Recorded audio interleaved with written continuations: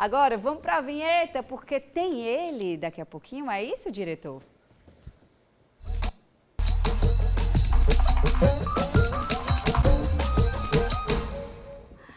Olha só, aqui no nosso radar esportivo eu tenho uma oportunidade de ouro. Atenção, pais, mães, avós que estão aqui ouvindo, né, assistindo a gente. É uma oportunidade de ouro, de fato, para crianças e adolescentes que sonham aí com esporte ou querem iniciar uma nova atividade física e de graça. A Fundação Campeões do Amanhã da Prefeitura de João Pessoa fechou uma parceria para oferecer aulas gratuitas de ginástica artística, tá? As inscrições começam hoje e elas devem ser feitas direto na sede da Associação do Pessoal da Caixa Econômica Federal, a APCF, que fica no bairro do Altiplano. As vagas são voltadas para a garotada de 8 até 17 anos, tá? O projeto é liderado pelo medalhista Caio Márcio, já atende aí mais de 2.000 alunos na capital e busca descobrir novos talentos através dessa estrutura lá no Altiplano. Então não perde tempo, aproveita. A criançada e os adolescentes também tem aí, né, que dar uma mexida no corpo. E agora eu vou chamar ele. Chega pra cá, Brenin. Cadê sua blusa do Brasil? Bom dia. Não deu tempo de secar. Ah, tá. Choveu muito em João Pessoa. Tu tava em João Pessoa? Não, eu tava em Campina Grande, né? Pronto, mas lá choveu também. Pronto, choveu muito. Escutei tu falando de exercício físico. Tá praticando exercício físico? Então, minha gente, deixa eu poder me redimir. Gilmara já tava falando aí. Eu fiz a denúncia aqui, né? Fez a denúncia. O que é que acontece? Nesse período é muita correria, eu não estou fazendo, não estou praticando. Mas faço o que eu digo, não faço o que eu faço. Brincadeira, gente. Depois de São João eu vou cobrar, viu? Depois de São João, a gente vai fazer um aplicativo aqui, né? Tem um aplicativo, aí a gente vai... Um aplicativo de corrida, né? Pois é. E choveu, né? Com força. Choveu com força e eu assisti na chuvinha o Jogo do Brasil de sábado. Eu assisti o jogo? Não, eu tava trabalhando. Ah, é verdade, né? Mas eu assisti. Trabalho todo dia. Eu vou te trazer agora o que é que teve. Certo. Posso então trazer? Diga Pronto, aí, vou trazer pra Ingrid e vou trazer pra você aí de casa também. Teve muita repercussão também depois do jogo, mas de antemão o Brasil jogou contra o Egito no sábado, 7 horas da noite. Deu pra gente sentir um pouco do que vai ser já a escalação do Ancelotti pra Copa do Mundo. E infelizmente a gente teve também a lesão do jogador Wesley logo no comecinho, 16 minutos do primeiro tempo. Mas o resultado foi um resultado positivo, apesar de que a gente pôde sentir tanto a tática do Brasil, como também como é que os jogadores estão se comportando a ela. Por que eu falo isso? Porque eu falo das funções diferentes que os próprios jogadores jogam no clube e na seleção. Na defesa, a gente teve uma falha bem chata de Marquinhos. Marquinhos vem jogando muito pelo PSG, mas já teve essa falha que demonstrou um pouco de insegurança, posso assim dizer, da zaga do Brasil. Uma zaga que, infelizmente, tem levado muitos gols nos últimos jogos, que não era para estar acontecendo, e já tem mostrado uma certa inconsistência da defesa. Mas você não acha que isso é para ele se guardando, não? Por exemplo, o Wesley aí sofreu essa lesão, não vai participar. A gente não via isso acontecer tão próximo assim da Copa, há 20 anos, pelo menos, né? E aí vem o Wesley e se machuca. Você não acha que a galera tá dando uma segurada, não? Eu acho que estão dando uma segurada, mas esse jogo contra o Egito foi um jogo muito pegado. Era um jogo que a falha do Marquinhos tem nada a ver com querer dar uma segurada. E a própria falha do Marquinhos, acho que ele depois do gol, teve uma comunicação ali com o Casemiro. Esse passe era para mim, eu não vi. Eita, desculpa. Então já mostra uma certa inconsistência. Lembrando que a formação do Brasil é uma formação que está com 2 meio-campistas. Ao contrário do que o Casemiro está jogando e que o próprio PSG, que joga com 5 meio-campistas, com 4 meio-campistas, que é o que Marquinhos está acostumado. Agora deixa eu te perguntar uma coisa. Ancelotti fez essa mudança do Wesley pro Ederson, né? Foi. E que são posições diferentes. Isso. É porque a torcida estava reclamando e aí ele muda porque ele precisou ali organizar Neymar. É porque às vezes eu fico com receio de falar, porque às vezes a pessoa vai perguntar alguma coisa. Não, mas não foi, não, ele não precisou reorganizar, não, para escalar Neymar? Ele precisa reorganizar, mas não tem nada a ver com o Neymar. Tá. Então, o Brasil, como eu estava falando, ele joga com 2 meio-campistas. E na convocação, ele tirou o meio-campista, convocou só 5 e pegou mais atacantes. Então, eu acho que ele sentiu a necessidade, ele corrigiu, entre aspas, o que fez ali na convocação dos 26 jogadores. É importante a gente lembrar que o Brasil, atualmente, não tem um lateral de ofício. O único lateral de ofício é na lateral esquerda, que é o Douglas Santos e o Alexandre. Mas na lateral direita, que é o que o Wesley participava, não tinha tanto.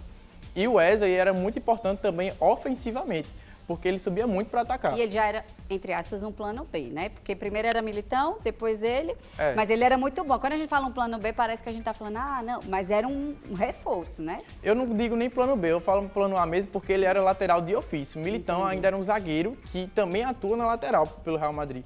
Então o único lateral de ofício que a gente tinha era ele. Danilo, ele passou muito tempo jogando como lateral em outros clubes, mas atualmente no Flamengo ele é zagueiro. Então a gente não tem um lateral de ofício, a gente tem vários improvisos ali para ficar no lugar. E Fabinho, que era o substituto de Casemiro, reserva de Casemiro, ele também consegue atuar na zaga e também consegue atuar na lateral. Então eu acredito que essa convocação de Ederson, que Ederson inclusive é um ótimo jogador, deveria ter até outras passagens antes da Copa, seria para ficar no lugar de Casemiro para Fabinho descer. Então, é uma convocação que teve sua justificativa, foi de última hora, então, é improviso, mas eu não acredito que seja algo que vai realmente prejudicar o time. Eu acho que ele fez isso pensando justamente na defesa, que não tem colaborado tanto. E a gente fala de muitos desfalques. A gente pode falar de desfalque, né? Porque o Wesley Não, desfalques. Né? A gente não tem Militão, a gente não tem Estevão. Quem a gente não tem mais, pra eu lembrar assim da minha cabeça? Militão, Estevão, não tem o Wesley agora. Acredito que Neymar não está tendo por enquanto. Acredito que no segundo jogo só da fase de grupo que ele venha voltar. Então tem uns desfalques aí pesados. Tem Rodrigo também. Rodrigo, outro atacante também, importante demais para a parte criativa. Mas o jogo de sábado foi muito importante. Foi um jogo que o resultado foi positivo. Ah, mas foi só 2-1. Mas mesmo assim, outras seleções também fizeram amistosos no final de semana, que também foi um jogo muito apertado. A gente tem a situação que você falou, que tá se poupando, tá se guardando um pouquinho, não estão indo no 100%. E também tem a situação mas eu assisti o de Marrocos, viu? Porque para eu poder chegar aqui e conversar com o Breno, né? Que eu tô... Só que nem você, assim, eu tô aprendendo junto com vocês. E Marrocos jogou, porque a gente tá achando assim, a primeira fase, né? A gente joga dia 13 contra... O Marrocos, pronto. É. Pronto, a gente vai pegar uma... Né? Já estreia na Pedreira, o mais difícil da fase grupo Pois é, aí depois a gente vem no dia 19 Haiti. com Haiti e no dia 24 Escócia. com Escócia. Não sei se tá tão fácil assim pro Brasil não, viu? Depois a do que eu vi Escócia, o amistoso ontem. desse final de semana foi 4-0. Pois é, depois do que eu vi, eu fiquei meio cabreira. Eu tô confiante no Ancelotti, tô que nem Gilmara com minha camisa do Brasil já preparadinha. Mas dá para tirar muita coisa positiva. O Brasil, no jogo de sábado, teve uma tática que pro ataque funcionou bem. O que a gente pecou muito foi em finalização.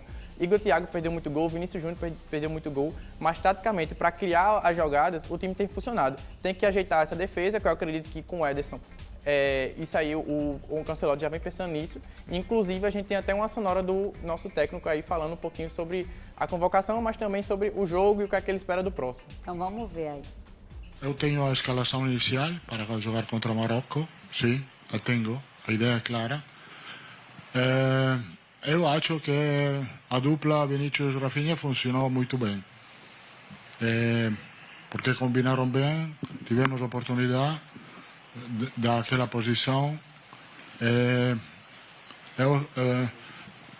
Eu acho que o partido dos dois foi muito bom. Eu acho que o equipe está bem. 60 minutos do jogo foi um jogo muito bom. A nível defensivo, a nível ofensivo. Pressionamos alto, bem. O equipe jogou com intensidade, respeitando o plano do jogo. Então, muita mais certeza. A gente viu aí Ancelotti falando, mas deixa eu te dizer uma coisa, eles já estão lá nos Estados Unidos. Isso. A gente sabe que esse período é um calor daqueles. Não é o mais agradável para os jogadores, porque eles, principalmente, eles jogam na Europa. Então, os climas são bem mais amenos, acostumados com frio. Aí vem nesse calor que a gente está falando lá dos Estados Unidos. Isso prejudica, Breno? Rapaz, tu falando isso, sabe o que me lembrou? Nas peladas que tem por aqui, quando a gente vai jogar e o cara critica, ele fez, rapaz, tu já jogou no frio? Deixa, eu já joguei no frio. E tu falando isso me lembrou muito, mas o calor prejudica. No ano passado, a gente teve a Copa do Mundo de Clubes nos Estados Unidos, que foi já um ensaio pra gente sentir o que é que vai ser a Copa do Mundo de seleções. E já deu para sentir uns impactos, teve muito jogo que parou por questões climáticas. Não parou, mas teve um intervalo por questões climáticas. Mas na Copa vai ter, né? Vai Essa ter. parada? Vai ter. Nos próprios amistosos já tá tendo. Já tem a parada para se hidratar, tem a parada também por essa questão do calor. Então tem muita coisa que prejudica os jogadores por conta do calor. Não é nem prejudicar, mas que tem afetado a eles porque realmente eles não estão acostumados. Teve uma foto também da seleção da Inglaterra, que eles lá são muito brancos e tudo por conta justamente da questão que é lá. E aqui eles já estão queimados de sol, não estão acostumados, estão tendo que ir atrás de protetor solar. Tu sabe que a pessoa nunca usar protetor solar porque não precisa no país e chegar nos Estados Unidos para jogar e tá queimado de sol. Então, eles têm afetado por conta disso. É desafiador. E aí, o jogo, na verdade, ele muda de acordo, não é com o horário que é melhor para o jogador. De fato, é melhor. Não é questão de condição climática, né? É uma questão mais comercial. Os dois, porque já a própria FIFA falou que alguns jogos iam receber alguns atrasos, como foi na Copa do Mundo de Clubes, por questões climáticas.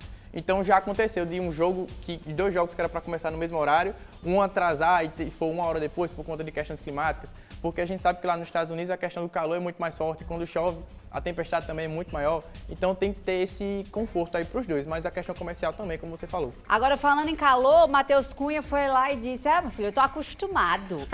Vamos ver.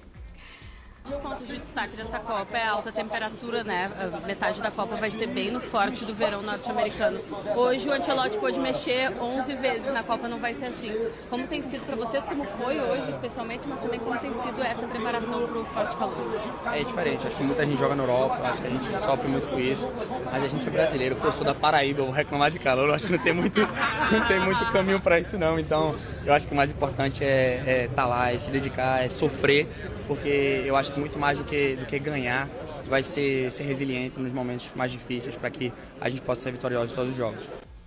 Já falar aí, né, dos desafios, gente, é um desafio. Vai botar paraibano para reclamar de calor, não tem como. Já tá acostumado aqui? Mas... Já tá acostumado, acho que todo mundo do Nordeste, todo jogador que já jogou nos times aqui do Nordeste já tá acostumado com calor. Lá é uma questão muito maior e ele também joga muito tempo na Europa, mas querendo ou não, nunca esquece suas raízes, né? Tá acostumado. Tá acostumado, nem andar de bicicleta. Agora, olha só, uma campanha linda quer transformar o passatempo de colar figurinhas em uma corrente de solidariedade e alegria para quem mais precisa. É o projeto Brincar para Melhorar da UFPB, que arrecada aí álbuns e figurinhas da Copa do Mundo para crianças e adolescentes em tratamento contra o câncer aqui na capital. Os donativos vão atender os pequenos pacientes do Hospital Napoleão Laureano e os acolhidos também pela Casa da Criança com Câncer. O projeto já realiza atividades lúdicas diárias nos hospitais desde 2023 e agora pede a sua ajuda, tá? Para ajudar é muito fácil, você pode entregar suas figurinhas, eu sei aí que seu filho, seu neto tem várias figurinhas, não conseguiu trocar, então você vai lá e também, né, se tiver um álbum, compra esse álbum, ajuda essas crianças, vai direto no Hospital Napoleão Laureano ou entre em contato com a equipe pelo perfil do Instagram, tá? @Brincar para Melhorar. O projeto também aceita doações de jogos de tabuleiros e brinquedos de plástico, tá? Que são mais fáceis aí de higienizar. Vamos ouvir um dos estudantes, né? Como é que foi que essa ideia surgiu? Bora ver. A história começou com apenas um álbum. Eu me apeguei a uma criança do hospital que gosta muito de futebol. E quando eu perguntei se ele já tinha o álbum, ele respondeu que não. E na hora eu prometi que na semana seguinte eu ia levar o álbum e algumas figurinhas. E assim aconteceu. Foi uma felicidade gigantesca, ele virou outra criança na hora. E quando eu cheguei em casa contando, meu pai se prontificou e disse que ia comprar mais álbuns e figurinhas para as outras crianças do hospital. Na hora eu achei que eu tinha feito uma coisa errada, porque a maioria das famílias de lá são de baixa renda. Então, assim, os pais não iam ter condições de comprar figurinha. Então, no mesmo dia, eu já comecei uma campanha com a minha família e amigos mais próximos para tentar arrecadar as figurinhas repetidas para as crianças não ficarem sem completar o álbum. Mas aí, de repente, uns dias depois, surge a reportagem de Lucas pedindo para um ponto de troca de figurinha no hospital. E foi assim que tudo isso começou, porque fizeram um ponto de troca no hospital e as crianças começaram a socializar. Quando o Lucas soube que as outras crianças também tinham o álbum, ele pensou, né? Por que só a gente não pode trocar figurinha? E aí montaram um ponto de troca e toda manhã as crianças estão lá trocando as figurinhas, socializando. Então a rotina inteira do hospital se modificou. E a parte que mais me tocou foi que eu estava num quarto entregando as figurinhas e a criança ia ter alta no dia seguinte. E aí ela perguntou para a mãe: "Mãe, a gente pode ficar só mais um dia porque amanhã eu também queria trocar figurinha".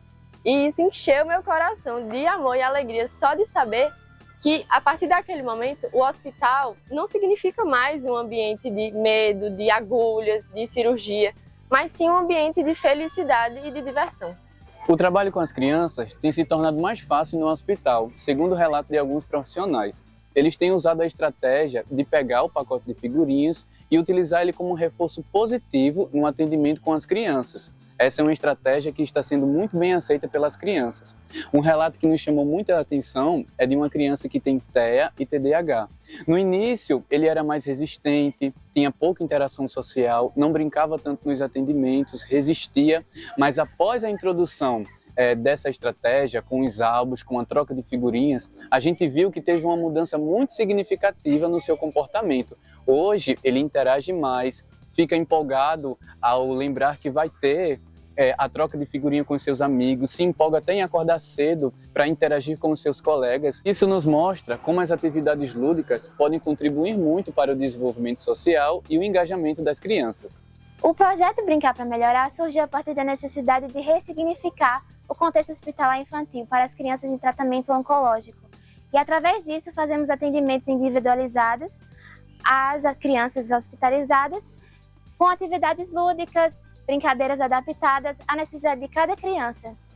É de fato brincar para melhorar. Então, se seu filho, seu neto tenha essas figurinhas repetidas e você pode doar, mas se você também quiser comprar, então nos pontos de vendas, tem aí figurinhas, pacotes, né, Breno? De 5 a 7 reais. O Armazém Paraíba estava com a promoção também, então você pode aí comprar essas figurinhas e vai fazer sim a diferença no tratamento dessas crianças. A gente está falando de socialização, delas entenderem que esse ambiente pode sim ser um ambiente mais leve, né? Exatamente, super importante ajudar. Quem não teve a oportunidade de visitar o Hospital Napoleão Laureano, visite, com certeza você vai ser tocado. Tem muitas crianças lá, todas que precisam de uma ajuda, precisam de um certo apoio. Isso é super importante para eles poderem brincar, para eles entenderem o momento que eles estão vivendo, e isso não impede eles de ser criança, né?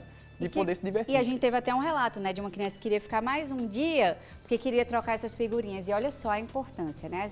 É um pequeno gesto, gente. Se você tem essa figurinha ou se você quer comprar a partir de 5 reais, na promoção, faz isso, porque você tem certeza. Ou um sorriso de uma criança, né? Vale demais. Agora, a gente falou da seleção brasileira, Copa do Nordeste. Como foi massa acompanhar esse ano a Copa do Nordeste. E deixa eu já parabenizar aqui também Léo Barbosa, Lima Souto, pela transmissão da TH mais SBT. Deram um show. E como eu falei durante todas as vezes que eu falei de Copa do Nordeste aqui, muito difícil opinar sobre a Copa do Nordeste. Estavam os jogos muito pegados, não tinha como deixar um favorito. Mas você apostava no Fortaleza, não era? Estava apostando no Fortaleza.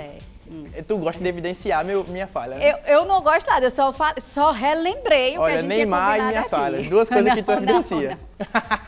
De jeito nenhum, sim, conte. Mas foi um jogo muito pegado.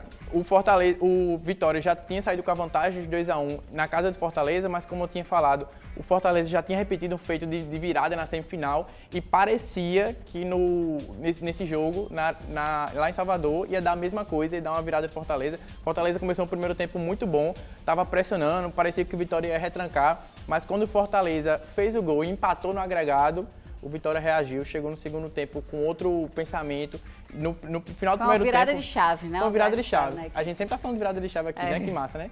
E no final do primeiro tempo, o Vitória já tinha feito um gol inválido, estava impedido, não valeu. Mas no segundo tempo, veio os 2 gols, veio a virada, veio o que faltava para sacramentar. O Vitória, que é o único time da Copa do Nordeste hoje que está na Série A, então fez por onde, não tinha tantos desfalques no elenco. Só tinha um desfalque no lateral esquerdo, mas estava merecendo, já vinha desde 2010, que não tinha chegado na final da Copa do Nordeste.